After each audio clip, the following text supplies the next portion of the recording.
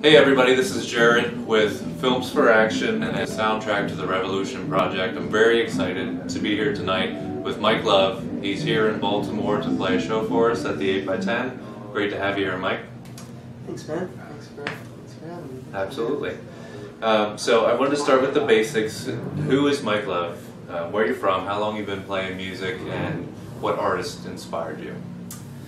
Well, I'm from Hawaii, from Oahu, and yeah, I've been playing music all my life, many lifetimes before that. You know, I think music has always, from as long as I can remember, music has always just been everything in every aspect of my life. I guess artists that inspire me, man, there's so many to list, but of course, you know, I play reggae music, so Bob Marley, Peter Tosh, Bunny Wailer, Steel Pulse, you know, all those kind of artists. Modern artists that really inspire me are like Groundation or Nako, Medicine for the People, and Trevor Hall, and, you know, a lot of artists like that, Tubby Love. You know, really the most inspiring artists to me right now are the ones that are kind of in this community of artists that we've been growing, that are really connecting, you know, all the real conscious artists that we're kind of working together to bring a message of, you know, awakening to people. Right on. That's what we're all about. So before we get into the deeper stuff, I'd like to touch on some of the Rastafari religion in and of itself, because I think there's a lot of people that relate to reggae and they love the vibe and they love the feel good, but there's a very deep philosophy behind it, and I'm wondering if we can talk about that a little bit. Right. Well, for me, you know, reggae music was my introduction to Rastafari, and I think it's just kind of the same for a lot of people, you know.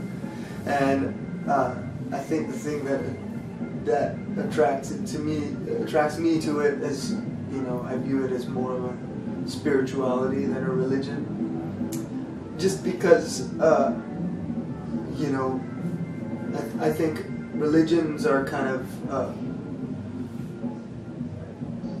revolve around, you know, doctrines and kind of rules and things like that, and I view them as more tools for control. And spirituality is a personal practice, I think, and I think with the Rastafari movement, it attracted me because, you know, and then even within that, of course, there's groups and sects, and there are definitely people who would, you know, say, well, this is the way, and, you know, we have these rules, and that is part, you know, but for me personally, it's more centered around the ideology, the teachings of Haile Selassie, you know, was a great prophet, and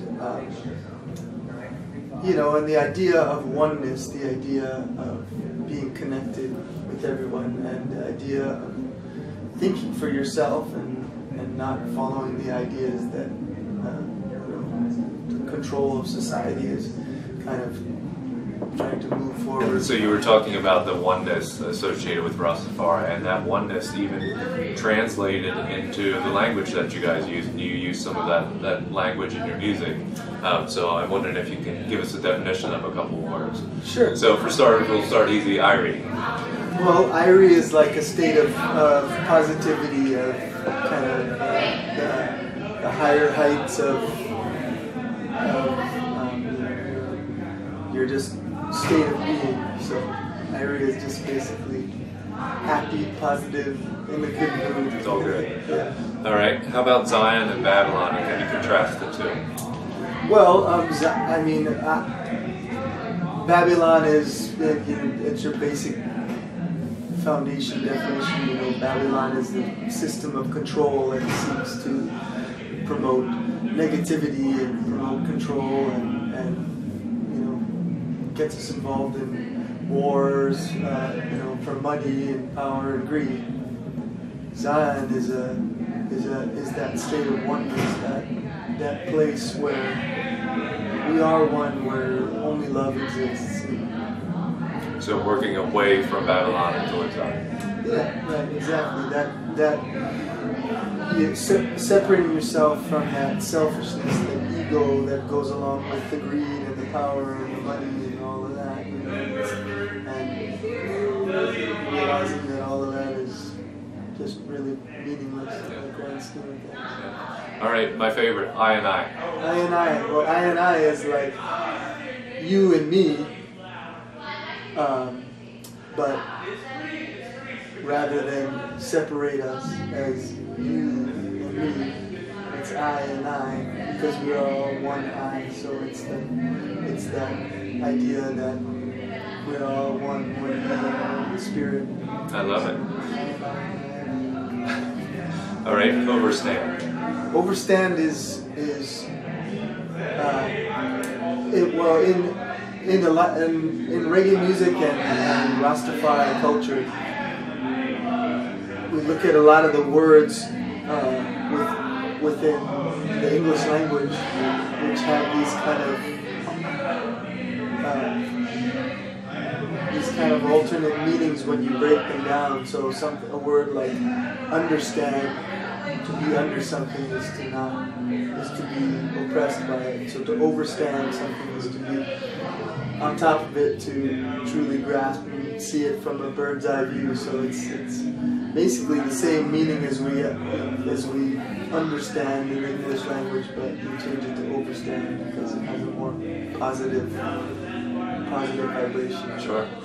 Awesome. Okay, so there you go. That's the Rasta Lingo one-on-one with Mike Love. So now that we've got some of the basics covered, let's get into it. Do you see your music as a vehicle for a social message, or do you see it just as an extension of yourself? Well, in a way, I don't see it as an extension of myself at all. I feel like it's something that I'm kind of a part of. The music, when I started writing this music, I sort of had a really foundational change in my life, and that's when I started writing music that I think became healing music. And I sort of just made myself open to that. So when I write music, I just make myself open to the ideas that come through. And, you know, when I'm done writing a song, a lot of times I'll sit back and realize that it's a lesson that I needed to learn.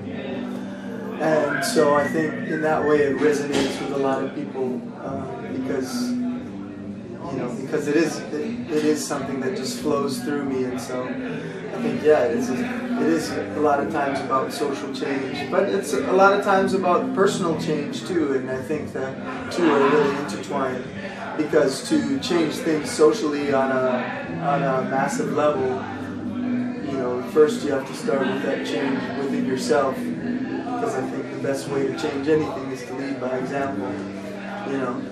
So yeah, I think that's the number one purpose for the music, is to help people change for the better. So if the music is a vehicle, you're along for the ride as well. Yeah. You're not the driver, you're a passenger. Absolutely. Awesome. Sometimes I feel like the driver. Most of the time I just along for the ride. Very good. I would like to talk about a couple of your songs specifically, and I gotta start with Permanent Holiday. As of today, 2,600,000 views on YouTube plus and counting. So congratulations on that. What does the song mean to you? Well, a lot of people, I think really they understand the vibe of the song, but then they also don't truly grasp that, you know, being on a permanent holiday doesn't necessarily mean not working. I think a lot of people who are stuck working jobs that they don't like, you know, are thinking, well, I want to be on a permanent holiday, but it's not necessarily just like lying on the beach and doing nothing. I mean, being on a permanent holiday it's a holiday from doing things that you don't want to do because you're forced to do them by a system that's got you caught in a trap, you know. And I mean, I consider myself to be a pretty hard-working guy. I do put a lot of work into music and you know, the different projects that I'm involved in, you know, I don't really slow down too much, you know, and feel like doing that work is my calling, but I'm also so blessed to do it, and that's the thing. It's like I feel good. It feels good to work hard at something, just like what you do. You know, I think like what you're doing, like you said, you know, you work 50 plus hours a week,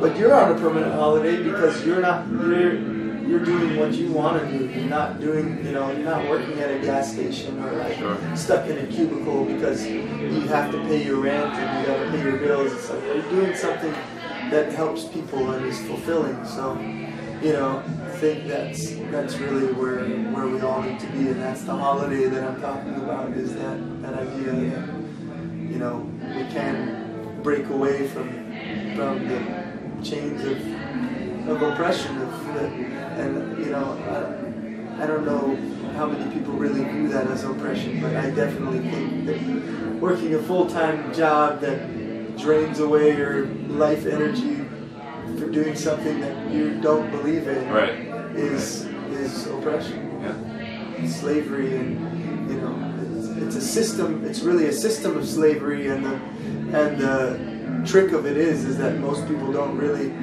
believe that they're enslaved because they feel like they've chosen, you know, they've at least made the small choices in their life to bring them to the place they're at, and they feel like they can go home at night and choose what show to watch on TV, and you know, choose what to eat, and that's, you know, that's freedom. That's freedom, right? You know, but the whole system has them caught up in a trap of, you know, go to school, figure out what you want to do, and then work until you can retire, and then wither away and die. Yeah, right. You know? Right. End of story. So representing an online community that shows socially conscious documentaries, I got to ask about Earthlings.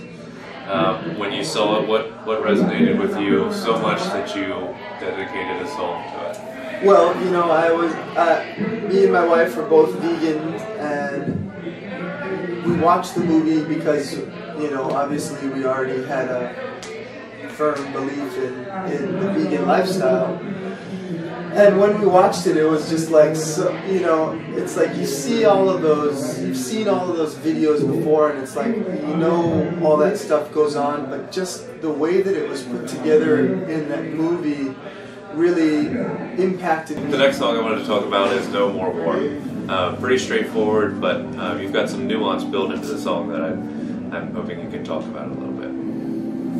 Well, you know, I mean, the song is about obviously the war machine, and I think, you know, the idea that these wars that you know, America has been embroiled in are centered around, you know, the power and the you know, the things like the oil industry, and you know, they're basically just, you know, wars that are waged for power and money, as all wars since, you know, the dawn of time have been. And the idea of no more war is kind of focused on the people, the troops that get, you know, maybe people like you or me that, you know, get out of high school and really have kind of grown up in this society that, you know, celebrates war heroes, and you know, you have the media and the, you know, Hollywood entertainment industry glorifying soldiers and making it look like this glamorous thing to go and be a part of these wars, and then, you know, it's all basically a machine designed to entrap people into becoming soldiers and signing their lives away, in essence, because, you know, once you go and you sign your life there, it's like your choice is either to do what you're told and go fight and possibly die for something that, you know, you probably realize soon enough after you get into the military that you don't truly believe in, which is my experience from talking with many, many soldiers, you know. Or, you know, if you choose not if you choose to, you know, go back on that signature, then you go to jail, right? You know. And so basically, in essence, you're signing your life away, and then you know, there's no going back from that. And I feel, you know, it's just such a sad trap, and unfortunately, it preys on young and naive people. And that's exactly the piece that I picked up on that I appreciated so much. It's easy for anybody to say no more war and war is bad, but you've accurately captured, I think, the indoctrination and the normalization that happens to particularly American males from very young. You say in the song, at 3 years old, you're playing with toy guns and toy soldiers. At 6 years old, it's the Boy Scouts. At 13 years old, it's the ROTC. And then in high school, the recruiters come in, and you've had this foundation now of an understanding of what it means to be part of the military-industrial complex. And I see that as one of the cornerstones of the strength of the military-industrial complex is this indoctrination and the normalization. By the time young men are of war age, they're already primed. Yeah, right. It's like if you don't make it look appealing, nobody's going to come and sign up, right? Sure. But it's like the whole, you know, like I said, the Hollywood movie industry and everything. It's all involved in this whole thing to make it appealing. And the thing that was really interesting to me about that song is when I first wrote it, I would go to a gig and I'd play it, and you know, it's a powerful song and people really resonate with it and you know, believe in the message. And then, you know, I would be playing and sometimes there would be like a bunch of soldiers there, you know, and I'd look out and I'd be like, gosh, maybe like, should I not play this song because I don't want to offend these guys, you know, and I don't want to make them feel bad, because obviously, you know, what are they going to do if they feel bad about it? They're not going to like just be like, yeah, you know what, I'm going to quit. You know? Right. It's like they can't, you know. So I thought, oh, man, I don't want to make these guys feel uncomfortable. But then I just did what I normally do and go, I should just not think about it and do what I'm feeling. And so I would play the song, and then afterwards, almost invariably every time, those would be the guys that would come up to me and be like, oh man, thank you for that song, that really touched me, and it's like totally true. And this is what, so I realized that like a majority of these guys are like not the guys that you would think they're like in there like stoked and they're ready to go and like kill some people for America and like fight for our freedom. It's like the majority of these guys are like, fuck, this sucks. I'm like, I didn't want to get in. I didn't know what I was getting into. Like, and now I'm like, now I'm screwed, and I just like have to do this till basically, you know, either I get killed or, you know, I have to kill a bunch of people and then go live with that for the rest of my life. There's nothing you can do. It's like you're in a trap. Yeah, one of your most powerful songs for sure, in my opinion. That's some pretty weighty stuff. So I'll change the tone a little bit, soften up a little bit, and then move to Cat's Meow. So art as a business.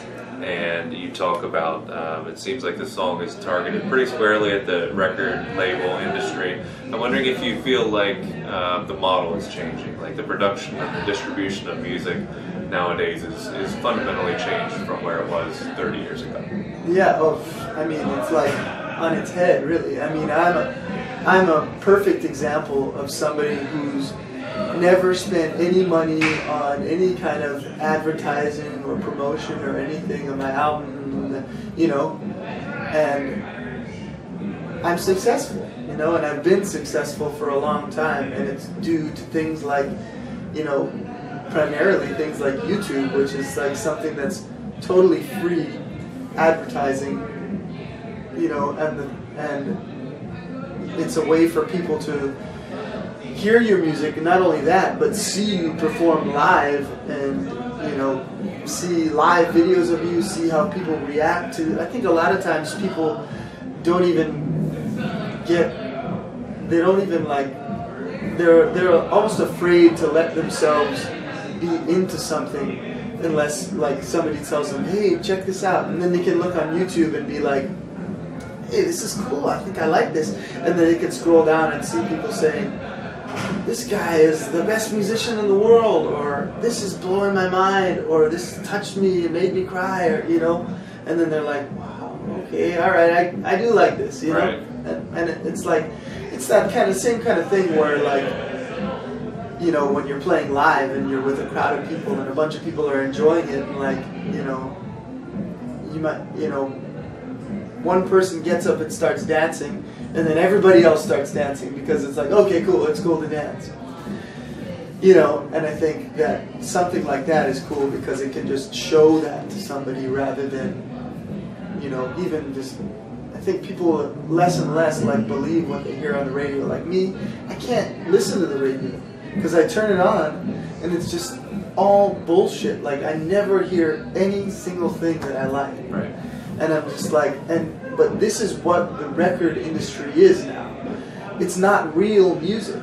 It's like they've kind of like perfected what they were doing originally, but I think in doing that, they've just made themselves into the most horrible thing they could possibly make themselves into, because really the idea behind the big labels is make money, right? So like in the past, it's like they got the best artists they could possibly get and signed them into contracts where the artists were invariably getting screwed and not really making too much money off of the music that they wrote, and then they got better at that. They got better at, okay, maybe we'll use these guys to write the songs, and then these guys who have great voices and look really good to be but they don't need to write the songs because we got these guys that are writing the songs. And then now it's like the same producer is writing the song, recording all the instruments, and then they just have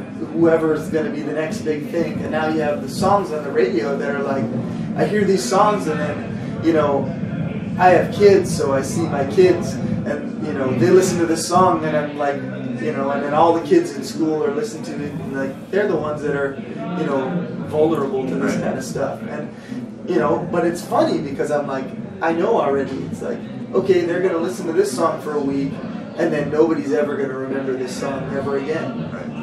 And then the artists that are really awesome now are like, we're not going to sign to a label because you're going to take, now the labels are taking even more money because they're so broke, because nobody pays for that music. It's like, you can get it for free anyway. Right. Nobody's going to pay for something that they're not even really connected to. But me, people really connect to my music because it's honest and it's real.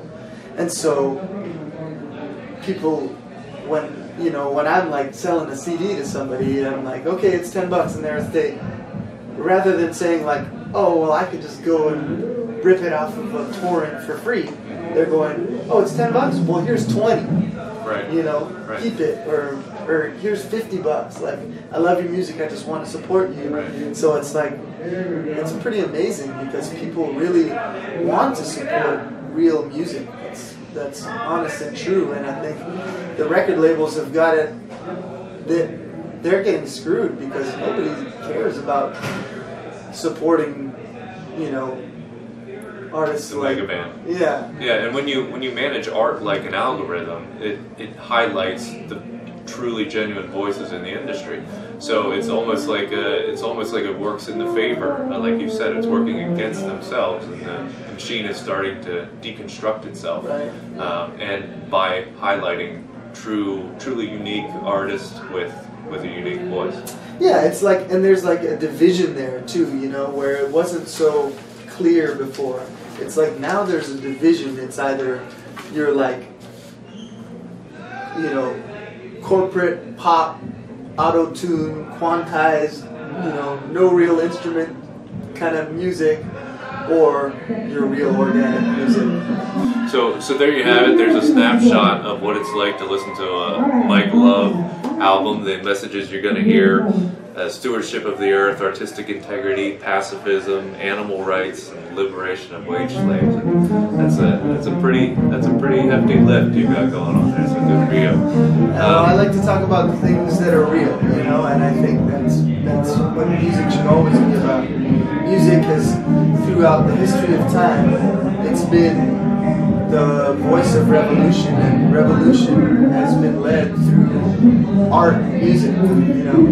So I think that's really what we're here to do as musicians, as conscious musicians, healers. You know, we're here to wake people up and spread the message that we need to wake up, and it's time, and the time is now, and it's not tomorrow or next week. Yeah. Well, we're glad to have folks like you on our side.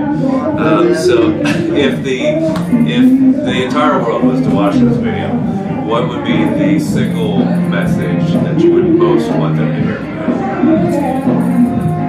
You know, wake up.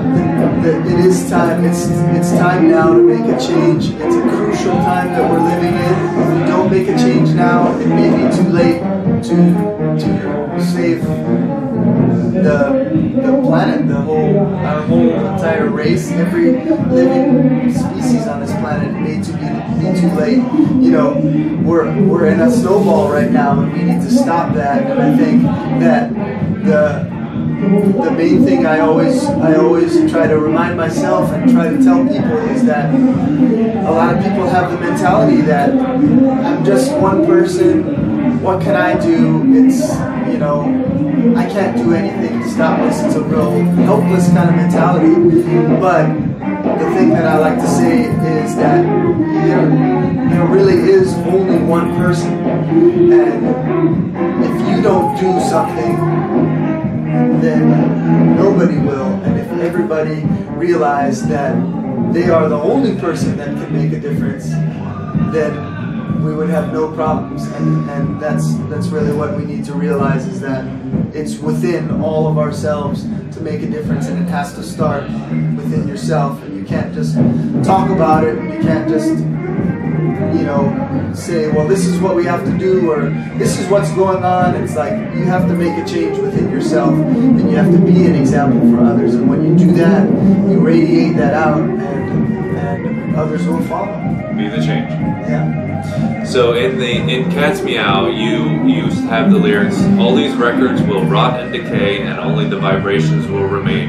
And if the sound you make was pure and true, your music will live on long after you.